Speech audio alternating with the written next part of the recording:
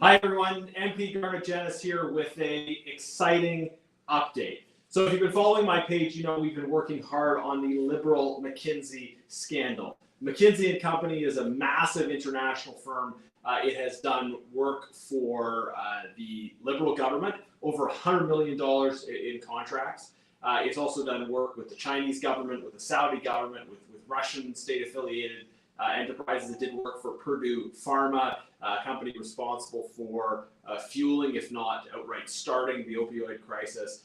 So McKinsey has many questionable associations around the world, and this is a company that has done a huge amount of work for the Liberal government.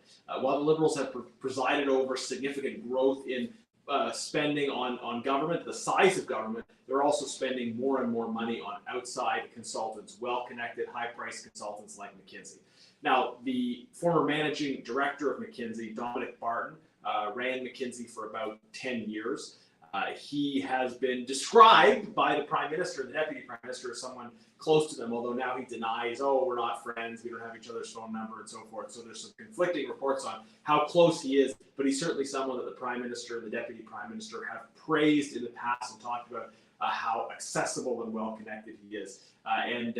Dominic Barton claimed during the entire time he was leading McKinsey to have no knowledge, for instance, of their work for Purdue Pharma. So a lot of concerning associations here.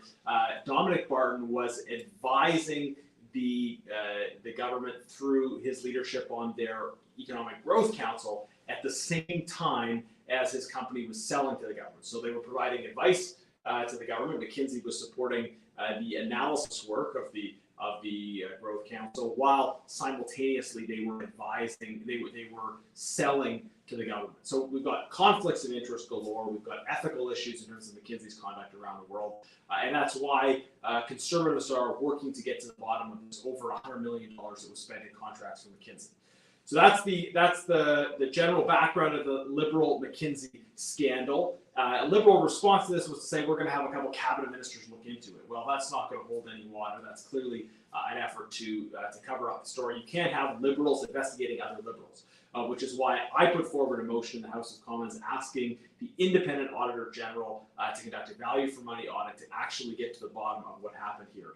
And I'm very pleased to report that today, just now, the House of Commons voted unanimously in support of my motion, which means in the end, even the Liberals agreed to support the motion. I think under political pressure to do so, obviously, but they agreed to support my motion to ask the Auditor General to look into the Liberal-McKinsey scandal. And I'm looking forward to seeing the work the Auditor General is going to do on this, helping us get to the bottom of where the money went, what happened in this scandal, was any actual value produced by this work, how did the relationship of the Prime Minister with Dominic Barton play into this? All these are questions that we need to get to the bottom of, and by doing a value for money audit, certainly the Auditor General will be able to help us get to the bottom of some of them. So if you follow my page, we'll be bringing you regular updates on what's happening with the McKinsey Liberal scandal. Tomorrow we have another government minister coming to the Government Operations Committee. We'll be having more hearings on it next week, and we're going to continue to be holding these hearings, asking the government questions, holding them accountable over their conduct.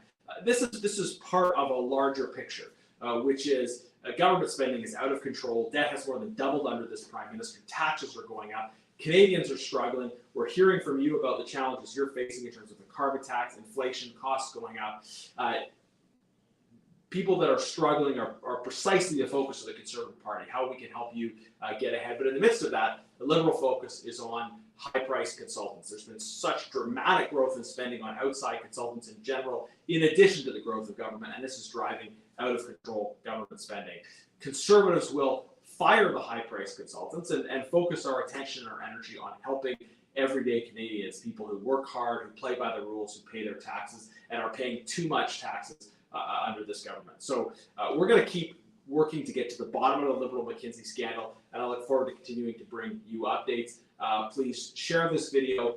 Follow my page. If you don't follow the page right now, make sure you follow the page, and we will keep you up to date on all aspects of the Liberal-McKinsey scandal, as well as other problems in terms of government waste and government spending. We'll keep you up to date on all the top news in Canadian politics. So thanks for watching this video.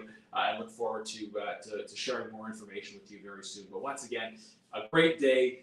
The motion passed in the House of Commons. The Auditor General will almost certainly be following that motion to do this investigation.